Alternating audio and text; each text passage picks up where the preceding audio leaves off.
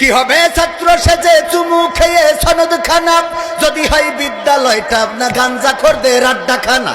কি হবে ছাত্র সেজে চুমু খেয়ে সনদ খানা, যদি হয় বিদ্যালয়টা নায়িকাদের আড্ডাখানা। এর চেয়ে মরাই ভালো, দেশ ছেড়ে যাওয়াই ভালো। এর চেয়ে মরাই ভালো, দেশ ছেড়ে যাওয়াই ভালো। কি হবে ধোকা দিয়ে বিবেকটাকে, কি হবে ধোকা দিয়ে বিবেকটাকে, কি হবে বেঁচে থেকে অযথা বিদ্যা শিখে, যদি না গড়তে পারি শোষণবিহীন সমাজটাকে। কি হবে বেঁচে থেকে, কি হবে যুবক নামের বোঝা হয়ে এই ধরাতে, যেখানে মা বোনেরা ধর্ষিতা হয় দিনে রাতে। যৌবনের সার্থকতা ঘুষিবে সকল ব্যথা, যৌবনের সার্থকতা ঘুষিবে সকল ব্যথা।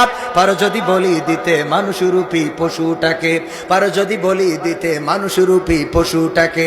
কি হবে বেঁচে থেকে অযথা বিদ্যা শিখে, যদি না গড়তে পারি শোষণবিহীন সমাজটাকে। কি হবে বেঁচে থেকে, কি হবে লেখালেখি কলমবাজির ওই মহড়া, সমাজের আসল চিত্র যদি না যাই তুলে ধরা। কি হবে টিভি চ্যানেল সাংবাদিকের এই ক্যামেরা, সমাজের আসল চিত্র যদি না যাই ভিডিও করা। যদি ওই ঘুষের বলে কলমটা উল্টো চলে, যদি ওই হ্যালো কলে ক্যামেরা উল্টো বলে, তবে কি যাবে রোখা দুর্নীতিকে? যাবে? তবে কি যাবে রোখা দুর্নীতিকে? কি হবে বেঁচে থেকে অযথা বিদ্যা শিখে, যদি না গড়তে পারি শোষণবিহীন সমাজটাকে। কি হবে বেঁচে থেকে, কি হবে নামাজ রোজা ইমানদারির বড়াই করে, খোদার এই কালাম যদি নর্দমাতে থাকে পড়ে। কি হবে নামাজ রোজা ইমানদারির বড়াই করে, খোদার এই কিতাব যদি নর্দমাতে থাকে পড়ে। মসজিদের কোণে বসে জিকির যত করো কষে, মসজিদের কোণে বসে তাসবিহ যত টানো ঠেসে, এভাবে যাই না পাওয়া আল্লাহকে। যাবে যদি তাসবিহ পড়েই জান্নাত পাওয়া যেত, যদি শুধুমাত্র নামাজ আদায় করে জান্নাত পাওয়া যেত, যদি শুধুমাত্র জিকির করে জান্নাত পাওয়া যেত, তাইলে জান্নাতুল ফেরদাউসের মালিক হবে আব্দুল্লাহ ইবনে উবাই। কথা কয় না? আব্দুল্লাহ ইবনে উবাই ইবনে সলুল নামাজ পড়েছেন, শুধুমাত্র যেন তেন নামাজ নয়। আমরা তো নামাজ পড়ি এমন হুজুর, যেই হুজুরের তেলাওয়াতটাও ভালো না, আমার মতো ভালো সহি শুদ্ধ না, এমন হুজুরের পিছনে নামাজ পড়ি। আর আব্দুল্লাহ ইবনে উবাই ইবনে সলুল নামাজ পড়েছে স্বয়ং বিশ্ব নবীর পিছনে। শুধু এক ওয়াক্ত নয়, দুই ওয়াক্ত নয়, 5 ওয়াক্ত বা জামাত নামাজ আদায় করেছেন আমার নবীর পিছনে। নামাজ পড়েই শেষ করেন নাই, নামাজ শেষে আবার দাঁড়িয়ে যেতেন, বলতেন সবাই বসে যাবা। আমার রাসূল মদিনায় এসেছেন মক্কা থেকে, তিনি সুন্দর সুন্দর কথাগুলো বলেন, এই কথাগুলো সবাই শুনবা এবং মানবা। এই কথাগুলো বলতো, যদি কেউ উঠে যেত মানে এইভাবে বলতো আর কি, বসা যে সবাই মানে কেউ উঠছে না তাই বলছি, মানে সবাইকে এইভাবেই বলতো, এই তুমি ওঠো কেন? কারণ ওর বাড়ি ছিল কোথায়? মদিনায়। ওর একটা পাওয়ার আছে না। আমি আপনার গ্রামে আইছি মেহমান, বিশ্বনবী সাল্লাল্লাহু আলাইহি ওয়াসাল্লাম মদিনায় মেহমান ছিলেন, হিজরত করেছিলেন। ওগো আমার ভাইয়েরা, সেই আব্দুল্লাহ বিন উবাই ইবনে সলুল যখন মারা গেলেন, সন্তান ছিল পাকাপোক্ত ইমানদার, আল্লাহর রাসূলের একনিষ্ঠ সাহাবী।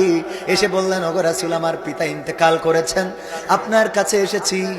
উনি সন্তান জানতেন যে বেকায়দায় পড়ে যাবে আমার বাবা, কারণ আমার বাবার মুখের নীতির সাথে অন্তরের নীতির কোনো মিল ছিল। অন্তরের নীতির মিল না থাকার কারণে বিপদে পড়ে যাবে। এই জন্য আব্দুল্লাহর পুত্র এসে বলল, আব্দুল্লাহ ইবনে উবাইয়ের পুত্র এসে বলল, আমারে ওগো নবী, আমার পিতার দাফন কাফনের জন্য আপনার যদি পরিত্যক্ত কোনো একটা জামা আমার যদি একটু দিতেন, আমার পিতার গায়ে জড়িয়ে দিতাম। কে মানে অনেকেই মনে করে এই ওসিলায় যদি মাফ হয়। দেখবেন যে এখন পুলিশদের সাথে দেখা হইলে রাস্তায় দাঁড় করায়, কে কালকে বলে আমি কবির বিন সাবা, ও হ্যাঁ হুজুর আমি আপনার ভক্ত, আমি তো ছোটবেলায় শিবির ছিলাম।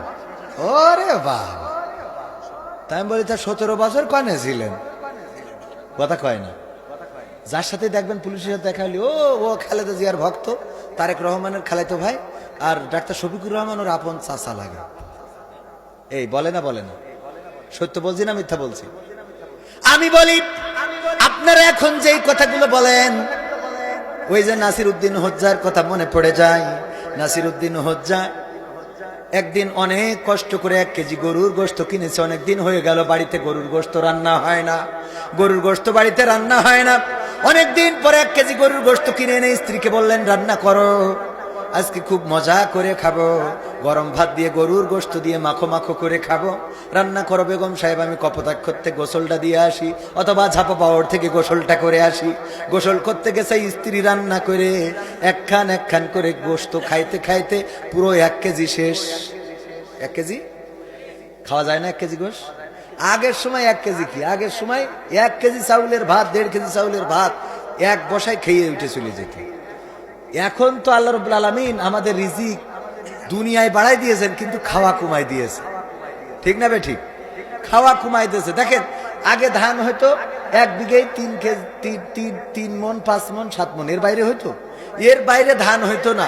এই 3 মন 5 মন 7 মন ধান হইতো, অথচ খাওয়া ছিল কি, ও 2 কেজি 4 কেজি ভাত, ওর কিছু না। এরকম ছিল না আমাদের বাপ চাচারা?